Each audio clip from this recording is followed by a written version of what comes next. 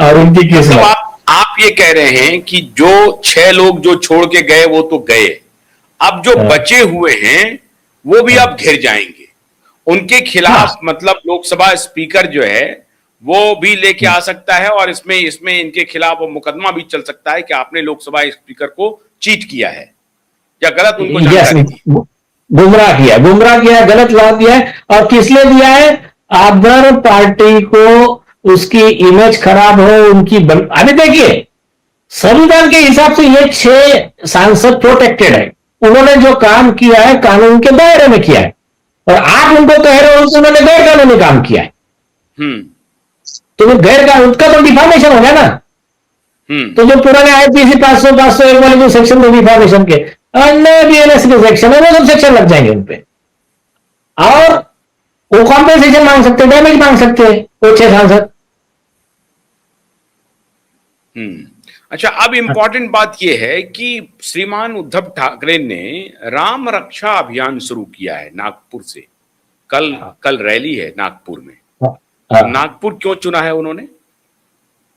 नागपुर संघ का हेडक्वार्टर है ना आरएसएस का। उन्होंने पहले बम्बई में भी किया, मतलब चुना किया ऐसा नहीं है, जगह जगह कर रहे हैं वो लोग। तो नागपुर में वो रैली कर रहे हैं क्यों? आरएसएस का हेडक्वार्टर है ना। और फडणवीस साहब भी नागपुर से ही है ना। हाँ, जब फडणवीस साहब का भी है कॉन्स्टिट्यूंसी, उसके अलावा नितिन गडकरी का भी कॉन्स्टिट्यूंसी, आरएसएस का हेडक्वार्टर है, और वहां वो अपनी ताल ठोक रहे हैं। हाँ। लेकिन अच्छा। उस पर ना, हाँ। उस पे क्या हुआ कल? मिस्टर संजय राउत ने एक पत्र लिखा फडणवीस साहब को। उनको हम्म। लिखा कि आप बहुत ही एक कट्टर राम भक्त हो, तो आप भी हमारे रैली में आइए राम रक्षा की। तो फिर, अच्छा। हाँ, तो फिर बीजेपी के प्रवक्ता है नवनाथ बन करके, वो पहले रिपोर्टर थे, तो उन्होंने उसका जवाब दिया। उन्होंने कहा कि उनके वीडियो भी है अवेलेबल, कि जो ये थे ना, कुछ दिन पहले जो उद्धव ठाकरे वो स्पीच में बोलते थे, जो जय श्री राम कहते हैं हम उसको हरामखोर बोलते हैं। अच्छा। तो हाँ, वो वीडियो है ना। तो बोले आप जरा उसके लिए पहले माफी मांग लीजिए हम्म। सारे राम भक्तों की। हम्म। और दूसरा, जिन्होंने श्री राम कभी हुए ही नहीं, ये काल्पनिक कैरेक्टर है, इमेजिनरी हम्म। कैरेक्टर है करके शपथ पत्र दिया सुप्रीम कोर्ट में, श्री राम के अस्तित्व को ही नकारा, उस कांग्रेस के साथ में आपने अलायंस किया, तो उसके लिए भी देश की माफी मांग लो। फिर आ जाए फडणवीस साहब आपके साथ में राम रक्षा स्त्रोत्र बोलते। अच्छा, अब एक नीलेश जी, आप तो मुंबई में रहते हैं।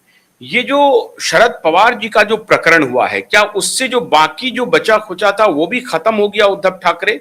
मतलब कोई पॉलिटिकल स्टेक नहीं, मतलब एक अभी ये था कि शरद पवार एक बड़े नेता हैं, बड़े कितने हैं वो तो नहीं है, लेकिन ओवर हाइप्ड हैं वो, लेकिन बड़े नेता हैं, उनका उनको संरक्षण मिल जाता था, साथ मिल जाता था। अब ओपन वो हैं, भारतीय जनता पार्टी के साथ खड़े हो गए हैं, एनडीए में बल्कि चले गए हैं। अभी तो चर्चा हो रही थी कि बीजेपी में विलय हो सकता है, पता नहीं वो विलय हो रहा है कि नहीं हो रहा है, अभी सुप्रिया जी ने नकारा है। तो अब बिल्कुल अकेला पड़ गए उद्धव ठाकरे, मतलब पॉलिटिकल अब स्टेक जीरो पहुंच गया है कंप्लीट। दिशा और सुशांत की का जो श्राप है वो कारगर हो गया है। देखिए, उस पे पॉलिटिकली जो है ना, ज्यादा बोलना तो ठीक नहीं, लेकिन मैं एक ही बात बोलता हूं, उद्धव ठाकरे कब का खत्म हो गए थे पॉलिटिकली। और ऐसा भी, उद्धव ठाकरे, आदित्य ठाकरे, संजय राउत कभी जिंदगी में जेल से बाहर नहीं आते। इतने सबूत सरकार के पास थे भी और है भी। अब ठीक है, उस व्यक्ति को अभी हम कुछ बोलना नहीं चाहते, सरकार की नीति सरकार के पास में, तो उनकी दया पे ये बाहर है। एक चीज, ये जो भी है ना, और उसके भी रीजन बताए कुछ लीडर लोगों ने कि क्यों जरूरी है उनको थोड़ा बाहर रखना। अभी वक्त आने पे क्या निर्णय लिया जाएगा, ठीक है, वो अलग विषय। लेकिन एक बात मैं बोलता हूं, एक ना अपना जो कर्मफल सिद्धांत है ना इंडिया का, ये पूरे वर्ल्ड में आप जाओगे ना, इवन हॉलीवुड के मूवी में भी, अमेरिका जाओ, लंदन जाओ, सब पूरा वर्ल्ड कर्मा थ्योरी फॉलो करता है। ये आजकल उनके डायलॉग में रहता है। बिल्कुल बिल्कुल। तो और उन्होंने ना, उनके फिलोसोफर ने उसको शॉर्ट में जो दिया है, समरी निकाल के अपना इंडियन फिलोसफी स्टडी करके और उनके पूरे वर्ल्ड के एक्सपीरियंस को करके उन्होंने 2 लाइन में दिया है। पहली चीज, Karma never miss the address. Karma का जब आता है अटैक तो अपना पता कभी नहीं भूलता। कर्मा का कैलकुलेशन कभी गलत नहीं होता। बिल्कुल। और तीसरा जो सबसे बड़ी चीज है ना, वो बहुत कम लोग जानते हैं, उस बारे में चर्चा बहुत कम होती है। वो एक थ्योरी उन्होंने दिया है और वो बहुत बहुत सही है कि जब कोई पापी एक या कई पाप करता है तो भगवान क्या करता है, या नेचर बोलो, भगवान बोलो, वो उसको एक लिमिट तक छूट देता है। और जब आप देखो अन्याय जिसके साथ में हुआ, तो पापी को ये करना है, सजा देना है, तो नेचर के बोलो या गॉड के तरीके कैसे है, या तो मतलब आप अगर ये हो, उसको सजा देंगे भगवान, नेचर सजा देगा उसको कर्म का फल मिलेगा। और अगर आपके स्टार अच्छे, या फिर आपको दिखाना है, तो आपके आंखी के सामने होगा। और तीसरा, अगर आपको और ज्यादा भगवान का ब्लेसिंग है तो आपके हाथों से होगा उसका विध्वंस। तो ये जो कर्मा थियरी है ना, तो अभी आप देख रहे होंगे इतने दिन से जो भी लोगों की भावना थी श्री राम, भगवान श्री राम के प्रति, छत्रपति शिवाजी महाराज के प्रति, तो छत्रपति शिवाजी महाराज को नेहरू ने क्या लिख दिया था, श्री राम के बारे में क्या लिख दिया था। तो ये जो मेजॉरिटी लोगों की भावनाओं के साथ खेला गया, उनको नीचा दिखाने का, उनको ये करने का, उनका मनोबल तोड़ने का, या फिर मुगलों ने 1200 साल राज किया, छत्रपति शिवाजी महाराज को तकलीफ दी, छत्रपति संभाजी महाराज को तड़पाया, उनकी जान ली।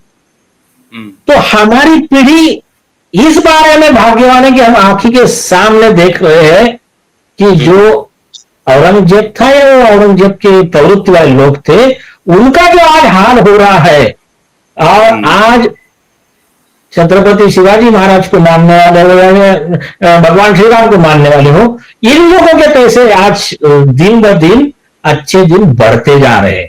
तो ऐसे समय में, ऐसे समय में, और आंखी के सामने दिख रहा हो, ममता बनर्जी में जो भी हो, वो उनके बुरे हाल ये पीढ़ी देख पा रही है। तो ऐसा देखिए, मैंने कभी भी इस मत का नहीं हूं कि अपने साथ वाले ने कुछ भी गलत भी किया तब भी उसको नहीं, ये भी अच्छा है, नहीं। Don't see who is right, see what is right. लेकिन क्या है, वो कबीर जी का दुआ है ना, करे बुराई सुख चाहे पावे कैसे कोई, बीज बबूल का बोया आम कहां से हो। तो तुम्हारा बस मतलब अगर किसी एक पर्टिकुलर उनके वोट बैंक का कोई व्यक्ति है, उस पर अन्याय हुआ या नहीं हुआ तो उस पर चिल्लाने का, और दिशा सारियान वगैरह जिसमें आरोपी तुम्हारे साथ के हैं, उसमें ना तो प्रियंका गांधी ने कभी आवाज उठाई, ना कभी राहुल गांधी ने आवाज उठाई, ना ममता बनर्जी ने आवाज उठाई। ये तुम्हारे सो कॉल्ड जो लेफ्ट इको सिस्टम वाले हैं, जो न्याय की नहीं उठाई, मैक्सेसी ने नहीं उठाई, स्क्रीन ब्लैक करने वाले ने नहीं उठाई, कभी नहीं उठाई। हाँ, वैसे ना, अभी उनकी दुर्गति हो रही है। हाँ, तो ये जो है ना, तो ये ऐसे लोग आज नहीं तो कल अपने कर्म का फल भुगतेंगे, क्योंकि चुप रहना ये भी पाप है। Act of omission is also offence है। आपको पता है कि जब द्रौपदी का चीर होता, भीष्म पिता में शांत बैठे रहे, तो उसका फल उन्होंने भोगा। उनको बाणों की शैया पे सोना पड़ा, उनको अपकीर्ति हुई अलग। और जो जटायु था बेचारे ने अपने कैपेसिटी के हिसाब से रावण का विरोध किया, अमर हो गए। तो यही सिद्धांत है। ओके, बहुत बहुत शुक्रिया नीलेश ओझा जी। तो कुल मिलाकर के अमित शाह का जो फाइनल असॉल्ट है वो भी चल गया है, और अब ठाकरे, अब कितनी बार बोलूं कि खत्म हो गए, खत्म ही समझिए। बहुत बहुत शुक्रिया, नमस्कार।